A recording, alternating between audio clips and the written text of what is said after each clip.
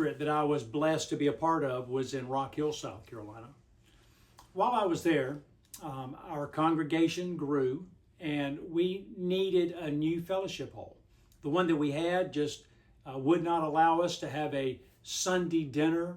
We could only meet on Sunday evenings or Wednesday evenings when the crowds were smaller. And so we realized we need to do something to get a larger fellowship hall. Well, my idea was that the city block that we were a part of, we owned about a third of that block, the church did.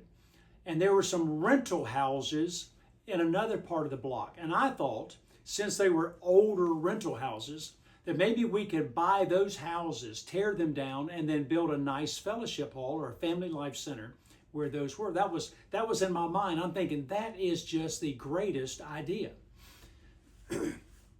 Well, about that time, just across the road, it was a small city street. It wasn't very busy or anything, but it was a city street. Right across the road from our church, there was a large union hall, and it went up for sale. And so the people from the union hall came over and talked to me, and they wanted to know if our church would be interested in buying the union hall. Well, I'm thinking, no, we'd have to go across the street. That's not a good thing. And besides, buying these houses over on our side would be such a better idea. And so it was on the market, and it pretty quickly sold.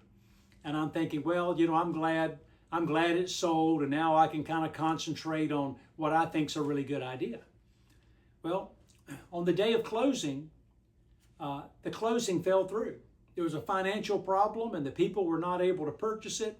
The closing fell through, and now it was back for sale again. And so the real estate people called me and said, hey, great opportunity for your church. They've lowered the price some. Would you be interested in this fellowship? I said, oh, no. We don't want to have to cross that street. And besides, I got this better plan. And so it went on the market. And during that time, I went and checked on the cost of these houses. And even though it seemed to me like it ought to be a couple of $100,000 for what was there, the guy wanted like $1 million for these rundown houses that were on the other part of our block. But that was all right. The union hall, it sold, and the sale fell through again. Well, that's all right. They came to me again and they said, would you be interested? I said, no, I'm not interested. I don't want people to have to go across the road. And they put it back on the market again, lowered price, sold again, third time. And then I'm there one day and they come over and they tell me the sale has fallen through for the third time. And I'm sitting there. I can still see right where I was. And it was almost like God hit me over the head with a 2x4. And I know it was not audible words, but it went through my mind just as clear as anything, where God said, I blocked the sale 3 times. What more do you expect me to do before you get it? And then it dawned on me, that building God has prepared for us, and He wants us to have it. We did purchase the building at even a lower price. God worked out the finances. Everything came together. What a true blessing it was from God. Well, my name is Richard Coleman. I'm the pastor at Shepherd Church of the Nazarene in Lexington, South Carolina, and it's great to spend just a few moments with you today. I've been looking at the life of Moses. Now, Moses has been living in the land of Midian, been there for a long time. Now the Pharaoh or the king that had wanted to put him in prison or kill him because he murdered someone, that king is now dead. The Israelites are crying out because they're being punished so much as slaves, and God has heard their voice. Moses is just going about his routine as a shepherd and doing the things that he needs to do, even though he's in a foreign land and he's maybe really not that satisfied with what his life is all about. But he's there one day and a bush catches fire. And apparently that's not a big deal, because it just says Moses looked at the bush and the bush was on fire, and probably wasn't enough landscape around for that to be a problem, and so just let it burn up and all will be well. But then he looked back and he noticed a few minutes later the bush was still burning. And well, oh well, must have had a little thicker than I thought it was. And then he looked back a little bit later and the bush is still burning. And it's like, come on now, there can't be that much to that particular bush. And the Bible doesn't tell us how long, but it does tell us that Moses kept looking at this bush, and he was astonished after a while that the bush kept right on burning. Well, we know the story about Moses and the burning bush, but whenever I read that, it never really dawned on me before.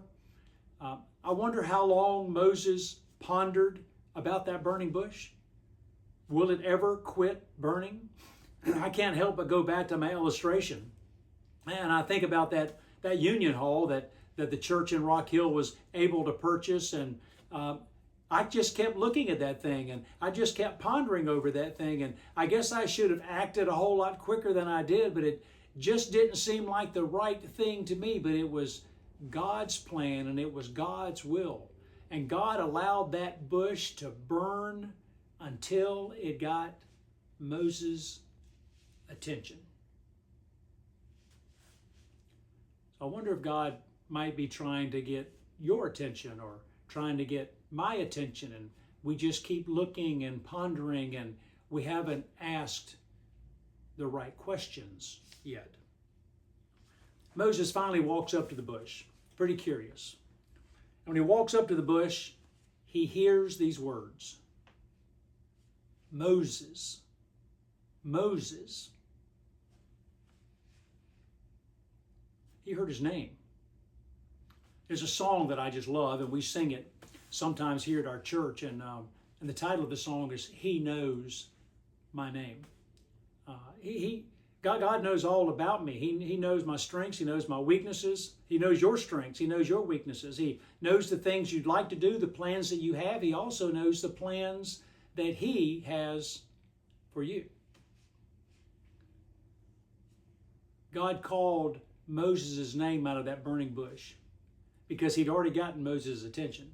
Now Moses hears his name being called. And so what's the proper response when somebody calls your name? Moses' response was, "Here I am."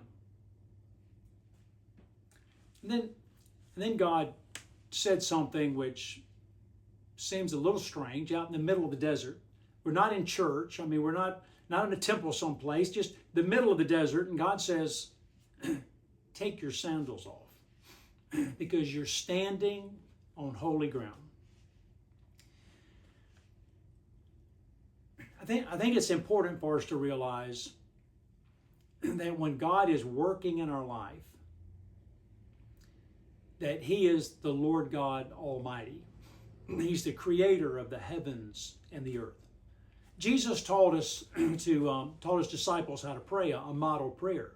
Our Father who art in heaven, hallowed be thy name. Holy is your name. This is not just somebody that we're talking to. This is the creator of the universe who has plans for our life.